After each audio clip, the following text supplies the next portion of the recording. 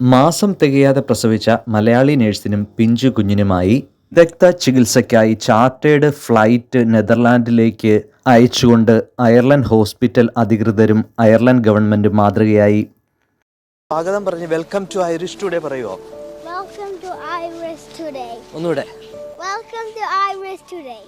നാട്ടിൽ നിന്നും ഗർഭവതിയായി തന്നെ അയർലൻഡിലെത്തിയ മലയാളി നഴ്സിന് അയർലൻഡിലെത്തി 3 മാസം ആയപ്പോഴേക്കും വെറും 6 മാസത്തെ മാത്രം മെച്യൂരിറ്റി ഉള്ള കുഞ്ഞിന് ജന്മം നൽകേണ്ടി വന്നു.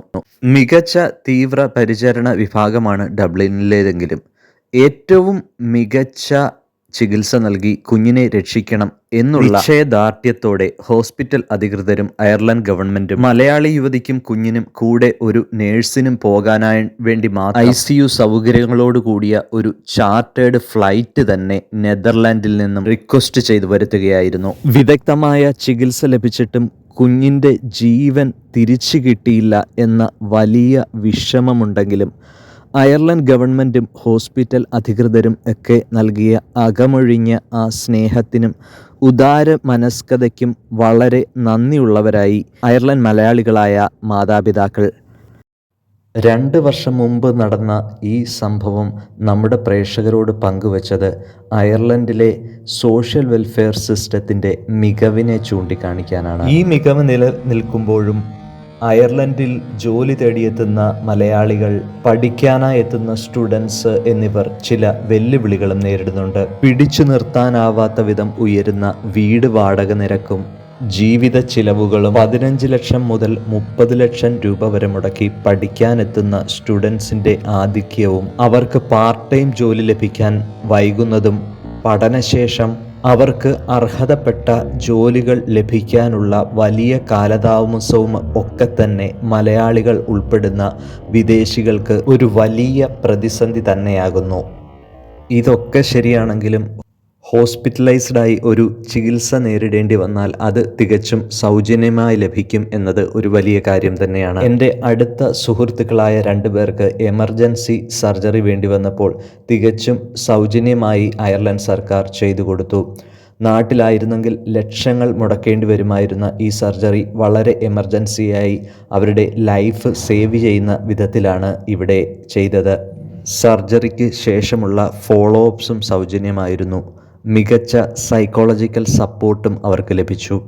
സാധാരണയുണ്ടാവുന്ന ചെറിയ അസുഖങ്ങൾക്കൊക്കെ നമ്മൾ ഹോസ്പിറ്റലിൽ പോയാൽ അനേക മണിക്കൂറുകൾ കാത്തിരിക്കേണ്ടി വരും എന്ന കുറേ ഡ്രോബാക്ക് ഒക്കെ ഇവിടെ ഉണ്ടെങ്കിലും ഇൻഷുറൻസ് ഇല്ലാത്തവർക്കും സൗജന്യമായി ചികിത്സ ലഭിക്കുന്നു എന്നുള്ളത് ഇവിടുത്തെ സോഷ്യൽ വെൽഫെയർ സിസ്റ്റത്തിൻ്റെ മികവിനെ ചൂണ്ടിക്കാട്ടുന്നു. കൊറോണ വന്ന സമയത്തൊക്കെ നമുക്ക് നമ്മുടെ നാട്ടിൽ എപ്പോൾ വേണമെങ്കിലും പോയി കാഷ്വാലിറ്റി പോയി നമുക്ക് പെട്ടെന്ന് ട്രീറ്റ്മെൻറ്റ് കൊടുത്ത് വലിയ സജ്ജീകരണങ്ങളായിരുന്നു. കോവിഡ് ഇവിടെ വലുതായിട്ട് കോവിഡ് വലിയ വ്യാപനമില്ലായിരുന്നു. പക്ഷേ കോവിഡ് വന്ന സമയത്ത് യൂറോപ്പിലെ മെഡിക്കൽ സിസ്റ്റം മൊത്തത്തിൽ സ്തംഭിച്ചു പോയി. കാരണം ഇവിടുത്തെ ഒരു സിസ്റ്റം ഇങ്ങനെയാണ്.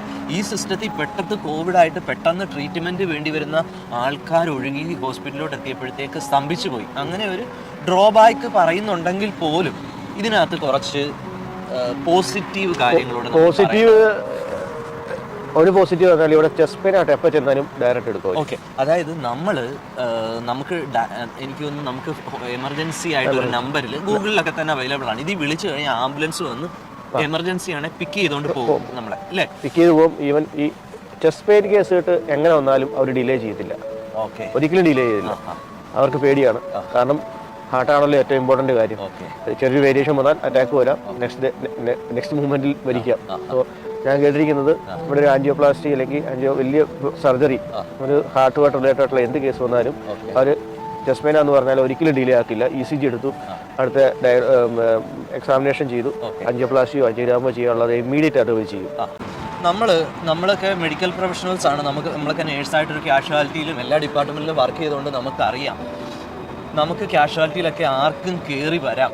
കുറച്ചൊക്കെ നിയന്ത്രണം ഉണ്ടെങ്കിൽ പോലും ചിലർ ഗുണ്ടായിസം കാണിച്ച് മദ്യപിച്ച് കയറി വരികയാണ്. നേഴ്സുമാരെ തല്ലാൻ വരുന്നു, ഡോക്ടർമാരെ തല്ലാൻ വരുന്നു, ബഹളം ഉണ്ടാക്കുന്നു. ഇവർക്ക് ഇവിടെ ഒരു നിയന്ത്രണമാണ്. പേരൻസ് വന്നാൽ പോലും ഒരാൾക്ക് ആ എമർജൻസി ഡിപ്പാർട്ട്മെന്റിൽ ഇരിക്കാൻ പറ്റത്തുള്ളൂ.